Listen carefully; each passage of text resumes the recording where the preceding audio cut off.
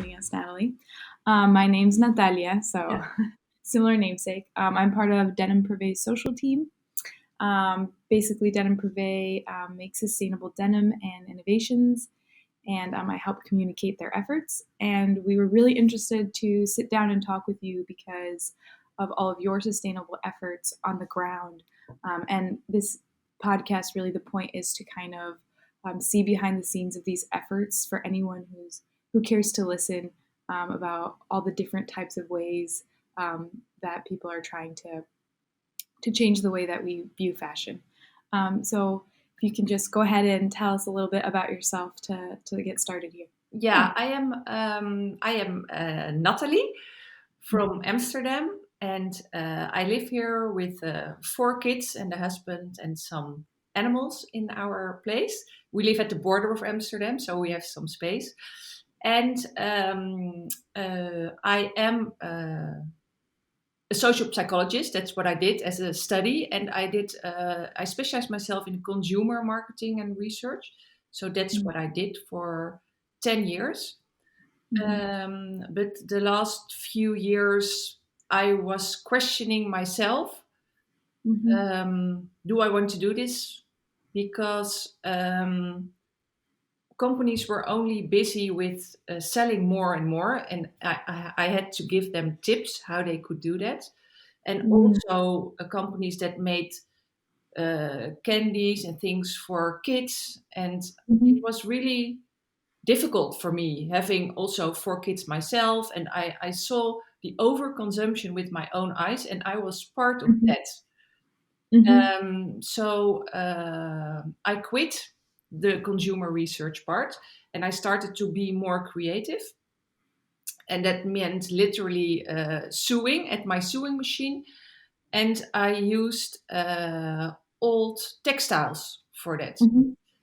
And I made interior pillow covers and things like that from old jeans. And so I ended up to sell recycled textiles, or I recycled textiles. And that is now, I think, 10 years ago. And it is a journey from that moment till now. So it started with recycled textiles. Then I had a slow fashion label with new textiles.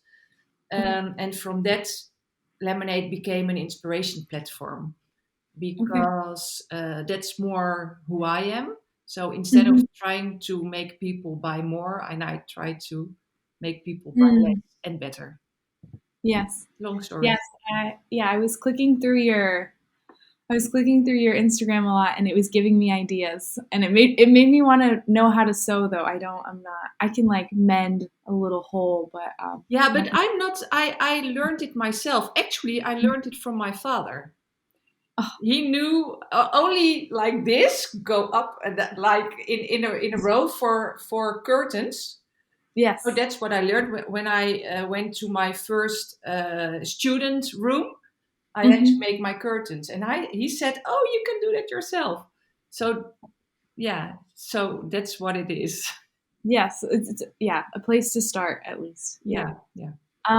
So would you say that now your platform, like, have you left behind like designing clothes, like how you started out this new chapter, and now you're more of an inspirational platform? Yeah, I think so. Yeah, I still create, and I still sell some things. But it's more, everything is in the light of inspiration and behavior change. And that's the focus that I have. Yeah. And where did you get the inspiration for your name of the company, Lemonade? Yeah, I think I have told you, or it's from my kids. Yeah, everybody thinks I didn't know it's I had this word, but my kids, the names of my kids are in Lemonade. Okay. The first 2 letters from their names. And I was lying on the couch, I was tired, and then their names, and then I thought, oh, when I arrange them like this, it's lemonade. Mm-hmm. Oh, Yeah. beautiful. I love it. They're the future, and you're Yeah, trying yeah. to. So it's really that's my kids. Mhm. Um, and then I was wondering if it's the important. It's so important to move towards sustainability awareness into a more positive light. And I noticed that your platform really stands in contrast to some of the scare tactics Yeah. that can sometimes be used. How do you see this changing the outcome of sustainability efforts? Yes, I think that by having a more positive focus on sustainability and on what you can do to Mhm. become more sustainable, you can reach more people.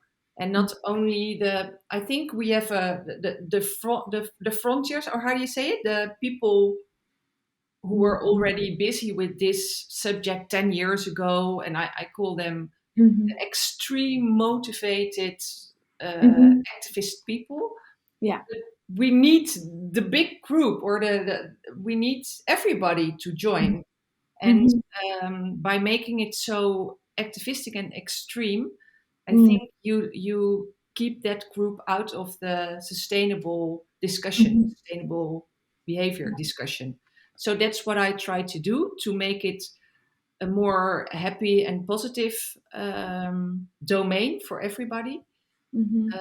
And what I also think is that we now have a more, because of COVID has done a lot, I think. And Mhm. a lot of people want to do something because we were in our homes for so long that Mhm. everybody is now like, yeah, I want to do something. And Mhm. yeah, then I think that a little bit more positivity can help people to do something. Yes, it definitely makes it feel more approachable. Yeah. Yeah, And yeah. also, I'm not the person who knows all the facts. I just read about it. So I also try to make it very easy to understand. Mhm. Mhm. Yeah, I like that. It's very consumer facing and changing our habits, because I think something that I found interesting as I learned about sustainability is that really the most sustainable thing is to not consume all the time. And Yeah. yeah, and I thought that that was interesting because that has to do with consumer habits changing. Um, Yeah. And I also think that we came here because we overconsumed. mhm. So Mhm. yeah, we have to change that. But it's difficult. Yes. Yes, which brings us to the point of consumer behavior. You kind of started talking about it earlier, but yeah, on the topic of consumer behavior, as a professional social psychologist, like tell us a little bit about some trends you're seeing, or why we've even seen growth in popularity in regards to sustainability. Why we see growth in popularity? Yeah, I think, Yeah. I mean, Yeah, I think this so is. too. Now, Mhm. what I think is that COVID has done a lot, Mm, that mhm, we are thinking more about our health and our that we want to be more sustainable with our body, do mhm, things that we stay healthy, not become ill, and things like that. And I think that has a relation to a sustainable world. I think mhm, because we during COVID we saw COVID is also something that came. I think a lot of people think COVID started because we don't have healthy behavior, consumption behavior, and things like that. And I think that we are just more conscious now about our behavior and mhm, what we do, why we do it. We are more connected with the world mhm, because of COVID, because of this, for example, online. And that's also that how we care more for the world around us. I mhm, think caring is very important. So COVID, caring, connectivity. But I have to say, and that's what I read in a few articles the last days, that our opinion about sustainability and that changed a lot, I think, from 3 years ago till now, that we want to be more sustainable, we want to buy less.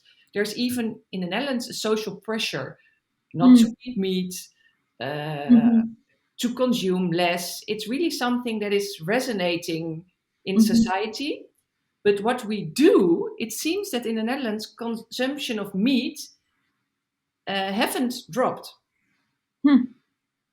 So what we want and our opinion and what we do, there's still some difference. But in psychology, in psychology world, they say you first have to change your attitude and then your behavior. Mm-hmm. So I think this is a good beginning. Mm-hmm. But you see that people, that it's a subject that people talk about, want to do something about. Yeah. Yeah. Yeah. And then tell us a bit about what you saw at the that presentation of the age group 18 to Yeah, 60. and then that's I also have 4 kids myself, and Mm-hmm. what you see also is that for I saw a presentation, and the kids between 18 and 25, Mm-hmm. they are not even kids real anymore, but okay. They when they with regards to buying fashion, they still buy a lot of fashion Mm-hmm. for and they look at price and style and if it's on trend. So Mm-hmm. yeah, that's not a really good sign, I think. Mm-hmm. um, yeah, and when I look at my children also, I had a discussion with my oldest son. He's 16, almost 17, and he said also to me like, Mama, but why should I buy less or better when everybody around me isn't doing that? I can't make a change in my when it's only me then. So Mm-hmm. what can I change? That's I think still, yeah, a difficult thing. Yeah. Yes, we all have to do it, and it's hard to start. Uh, Yeah, and we are so image driven, especially the younger, the teens, 20ers, people in their 20s, and those images are created by the industry, mm-hmm. like commercials and things like that, and it's difficult to change them. Mm-hmm. Yeah, and kind of on the topic of obstacles to changing consumer habits, what do you see as like some other obstacles to this change? Yeah, Habit. I think a transparency and the Mm-hmm. lack of information. It's also that um, I heard someone in the Netherlands who is busy with the sustainability of H&M. Mm-hmm. Uh, People who are at the point like, okay, I'm going at they want to be more sustainable, but they Mm-hmm. just don't know what to believe anymore. Mm-hmm. So what H&M says is greenwashing. Mm-hmm. What another brand who is more sustainable, yes, that's the truth. And but what is that true? And isn't H&M also doing something good? And where can I find information? But on the other hand, we are also really busy. We have busy lives. So do we have time to get the information? And what can we believe? And I think Mm-hmm. we are, yes, maybe also because of COVID. What is the truth about sustainability, and what information do we have to believe? Who can we follow, and who Mm-hmm. is just telling something to sell more? Yeah, it's difficult, I think, for people. Yeah. Yeah, I think I've encountered that as a consumer myself. I looked up a label that I thought was really green or like very sustainable, and Yeah. then I saw that there was like an online rating website. I think it's called I don't remember what it's called, but I saw that they analyzed it and it didn't get that good of a score, and I was pretty shocked. So luckily there's ways to look these things up now at least. But it's difficult. I had the Mhm. same with, okay, we eat more fish. So we don't eat meat. And my kids they are born when meat was more acceptable. So they like to have sometimes meat. But then I thought, okay, we do fish. But then I saw the documentary Seaspiracy. You know that? Yeah, I've And heard then that. I saw the really bad things within the fish industry, and I thought, okay, we can't eat fish. What shall we do? Then you just don't know what is good anymore. Yes, I think that's a very fair point. Yeah, I think you can. Yeah, And for me, I am my kids then say, okay, then we just buy our things and we will see what happens. And I am more like, okay, then I stop buying, not buying food, but other things because I just don't know it anymore. hmm And so yeah, it's difficult, I think, for a lot of people. hmm And then price is also something because I think there are a lot of really good sustainable brands, but then you pay a really higher price, and hmm it's not, people can't afford that. Now, hmm some people can, and other people can't. hmm Yeah, and I think that it's it's uh, really it's really good for me to see innovation within this atmosphere too of sustainability because Yeah, I think solving those kinds of problems are crucial to make it accessible to everybody. I know one time somebody said, "Oh, everything in the grocery store should just be in glass containers and yeah, not any plastic." I said, "Okay, but how is that going to affect the price? It's going to be so expensive for everything, yeah. and then you have a bunch of glass." So yeah, I think it's good to have. It's not good to have problems, but once you have those problems, to try to address them with new innovative ways. That's the hope. Yeah, innovation is good, I think, and that's, I think, also the time when we, that is now the innovation time. hmm We know that it's not good, and now we have to change. hmm But Exactly. I think the consumers are also dependent on the innovation within companies, and hmm in for the governments hmm that has to set rules for companies.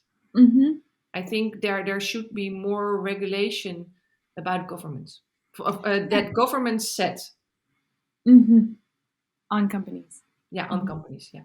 Yeah, yeah. I was going to ask you, how do you see like the role of the government? Like, how do you see how the government could do more? Or Yeah, I think that governments should do a lot, is my opinion. In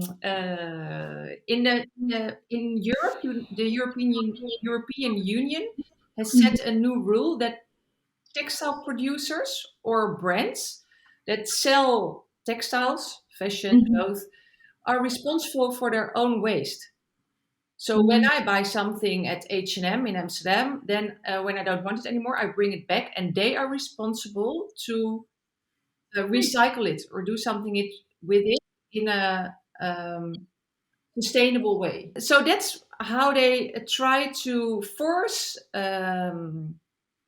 companies mhm, to start to become more sustainable in their mhm, practices. But I was at the Dutch Sustainable Fashion Week, and there was a man from one of the textile collectors in the Netherlands, and he said that there is now this law, and it will start in January the 1st. Okay. But he said, I haven't heard a lot about companies, what they are going to do with this. Yeah. Uh-huh. So, yeah, it's a really slow Mhm. start. I don't know. And Yeah. it's also, yeah, I don't know. So I don't know what they're going to do. But there is now this law, and I think that's very good. And that's also in more in Asia and India, I think, and China, that there are, that's what they say in Europe, like, yeah, we don't know exactly how our clothes are produced. Mm. Also because of the laws over there are not that strict as in Europe with Mhm. regards to garment works and things like that. Mm-hmm. So also in those regions of the world, there should be better and stricter rules, I think. Yeah, yeah, and I also was wondering, like on the consumer side, like do consumers know that they can bring their clothing back to where they bought it for upcycling? Yeah, that could be the first communication to consumers, but Mm-hmm. no, I think the only store that I saw was in the H&M in Amsterdam Center. Mm-hmm. Um, there are or were, but I think there still are uh, collecting points, like where you can Okay. bring it to. Yeah. Okay. Okay, that's interesting. Yeah, I haven't encountered that yet in the United States, actually, but I think No, but for this is something in Europe. So what they are Mhm. trying to do now, also, it's very difficult to recycle textile waste. Mhm. Because it has to be a mono blend. So when you have mixed blends, then it's Mhm. almost not doable. In Europe, we don't have Mhm. that kind of how do you say it, Capability. Yeah. capabilities. Yeah, Mhm. they don't have the knowledge yet. Mhm. But for example, in where was it? I thought in India. There they are further in their knowledge, and there it happens more textile recycling. So what you see is that the collected textiles here go to India, are recycled into new textiles, and then come back. So, but that's not sustainable either, because all of the shipping. So we have to do it more locally now and Mhm. work together with other countries and with Scandinavia and things like that. Yeah, so it's Mhm. there's a lot of going on. Yeah. Yeah, and what do you think? What do you think are some issues that get overlooked in the public discourse about sustainability? And what do you mean with public discourse?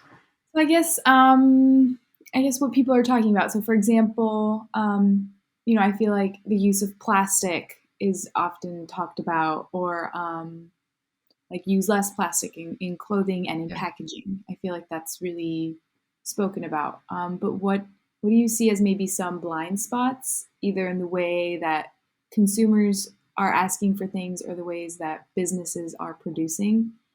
I don't know. I don't know if you've have any thoughts on this. Yes. I think. Oh, yeah. I think what is overlooked is that companies, brands, retailers are still pushing their items. Mm, Um, so mhm, overconsumption, mhm, of course, it's a discussion that we talk about, mhm. but nothing changed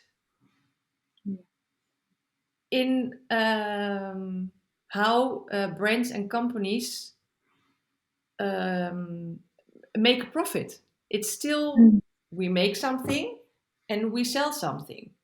mhm, But when we have to move to a more circular economy, mhm, and then clothes will be longer in the loop. mhm, So I think what is overlooked is that brands, retailers, make mending, repairing, upcycling uh, something that is in their business model. And now it's more like, oh, it's more like a trend, it's marketing. But mhm, because they only look short term to profit, stakeholder share, whatever, it isn't changing. And then I think, oh, we talk about sustainable fashion and we have to do this and that. But in the end, they are still making something mhm, and buying something. And that's how they get profit. But they have to change their business models. mhm, And they have to because in the circular economy, there's a lot of money they can, there it is still a good economy, mhm. but not like pushing your products over the counter. And yeah, that's what I Yeah. think what's overlooked, that we still do the same. Mhm. Yeah. I Yeah, I think I see that a lot even on the consumer side. Like, oh, I'm a sustainable shopper, but the subtext is I shop a lot, um, which is not so sustainable. But Yeah. I don't. Yeah, I thought that that was interesting. Like, what if a company used a slogan like "Buy less"? Yeah. I'd be so shocked. Like, make this last. Make this like. Do you need this pair of jeans? I Yeah, thought and that. then what I then sometimes hear is that somebody says yes, but and I was like that too. Eh? I thought Mhm, okay, but we have to buy because garment workers otherwise have no work, mhm, and I want them to have good conditions and a fair wage, but when mhm, we stop buying, mhm, they don't have work. But mhm, even but it's when they start upcycling clothes or mending, they still have work, mhm, but they have mhm, other work. mhm. So Yeah. that's different, and we just don't. Mhm, You see a lot of people who do different, but from companies, it's still the same. mhm. Yeah, they just buy this. Yeah, and I think just kind of to end this point, I think it's interesting. My husband said something. He's kind of in like the finance business world, and he said that sustainability is a business of market share, not market growth. Yeah, Which I thought was a really important point that I think gets lost. Like if even if we don't grow like oh like become more consumers, but we're already consuming, so how can we change what we are already consuming and not make it about consuming more? yeah, Um, that's exactly what I mhm, mean. And there we can, but if the people on top who make the big decisions mhm, are not willing to change the model, mhm, yeah, then I think it's a little bit difficult. mhm, mhm. Sorry, my cat's in the back, but Oh, that was. Oh, I also have a cat, so I thought he was. yeah, my cat is Oh, very nice. he's very chatty. But anyway, I just have one more question really Yeah. anyway. So once he stops chatting, oh yeah, he's done. So my last question really just to finish our conversation was what are some takeaway pieces of advice that you would give for someone who's looking to get started, either ways that they can be more sustainable at home or ways to get involved with their local community and start to try to change the social narrative. Yeah. When you for yourself, just what there are two nice challenges. There are not new, but for me it was not buying anything, not new or secondhand, for 3 months. Mm, That and the 6 items challenge, like wear 6 items for 30 mm, days and not more. And mm, then you have to be more creative with what you already have. That those two things were for me really life changing in the way I shop and use things. mhm, So it was also not buying a candle holder or things like mm, that. Just mhm, nothing. Only just food, things for mhm. my kids to survive. Uh, Yeah. and so they're really good things to start with. Mhm, And in your social environment, yeah, there are so many nice things to do. I think you can organize a swap party or mm, start working 1 day a week in the charity shop or mhm, mhm, yeah, things like that, I think. mhm. Yeah. Yeah, I really like those. I'm glad you said both of those. I think that the challenge to do that at home, like the six pieces challenge or the 3 months, nothing new, I think that would even be helpful for me. I think I would maybe be shocked by the number of times I'd want to shop. It's so Yeah, easy, yeah. so sometimes you don't even think about it. Yeah, Um, it's mhm, we are um And I also think what happens in a world where nobody buys something for 3 months? And then I'm not talking about the economy that will collapse, but more like, what are we going to do? What is shopping? How can we replace it? What feeling gives shopping that something else can also give? Or it's a really Yeah. Yeah, I like that. I like that point. yeah. So that's nice to dive into, I think. Yeah. What will open up for humanity? Yeah. Yeah. Yeah, I like that. Fabulous. Is there anything else that you wanted to share or talk about today that we didn't get to? Yeah. But what I think for brands and retailers changing their model, but I understand that that's not something that you can do overnight. It's a long process, but I hope brands and retailers and consumers are becoming more like partners in this story, because consumers lack information, don't know what to believe anymore, and brands and retailers, they uh, know they have to change, but sometimes they don't know how or where to start. But you can also be honest about that and work together in this field, I think, and just tell what you're doing in a transparent and honest way, and be more like an educator for your for people, yeah, brands that educate about these kind of topics. Yeah. Yeah, that's the hope. We'll see. We'll stay tuned. We'll see what happens. No, but yeah, I have full faith that it's headed in that direction.